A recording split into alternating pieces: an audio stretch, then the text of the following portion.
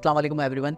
So market इस वक्त अपने ऑल टाइम हाइस के ऊपर ट्रेड कर रही है और 55,000 का लेवल इंडेक्स ने अबूर करके उससे ऊपर अपनी सस्टेनेंस दिखानी स्टार्ट कर दिया, जिसमें वॉल्यूम्स भी हमने देखें कि बेहतर हो रहे हैं। वीक ऑन वीक बेसिस के ऊपर मोर देन 2200 पॉइंट्स का इजाफा KC 100 इंडेक्स में देखा गया है। और अगर परसेंटेज टर्म्स में बात कर लें तो नेट चेंज इंडेक्स का वीक ऑन वीक बेसिस पे 4.25% रहा है। नाज़रीन, जिस तरह से हमने अपनी पिछली वीडियोस में इस बात को हाईलाइट करा था कि इंडेक्स अपने बड़े टाइम फ्रेम के ऊपर अपने मोमेंटम को शिफ्ट कर रहा है, और इस चीज़ को हमने हाईलाइट भी करा था कि ये शिफ्टिंग जो है वो इंडेक्स को आने वाले वीक्स के लिए एक रैली की सूरत दे सकती है, एक अच्छी गेन की सूरत दे सकती है। तो बिल्कुल इसी तरह से इंडेक्स ने अब इस पैटर्न को फॉलो भी करा और इस वक्त जो है वो अपने ऑल टाइम हाइस के ऊपर ट्रेड कर रही हैं।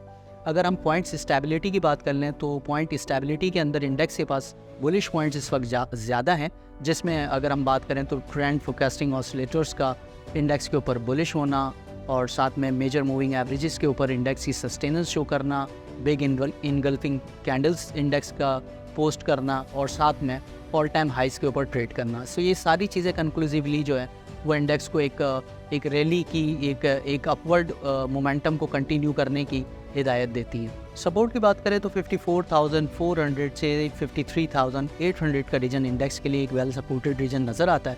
साथ में अगर हम रेजिस्टेंस की बात कर लें तो 56,400 के पास इंडेक्स को कुछ माइनर प्रॉफिट टेकिंग का सामना हो सकता है, और अगर ये नोटेबल वॉल्यूम्स के साथ अपसाइड पे ब्रेकेज आती है सो ये सफ़र 58,400 58,600 तक कंटिन्यू हो सकता है।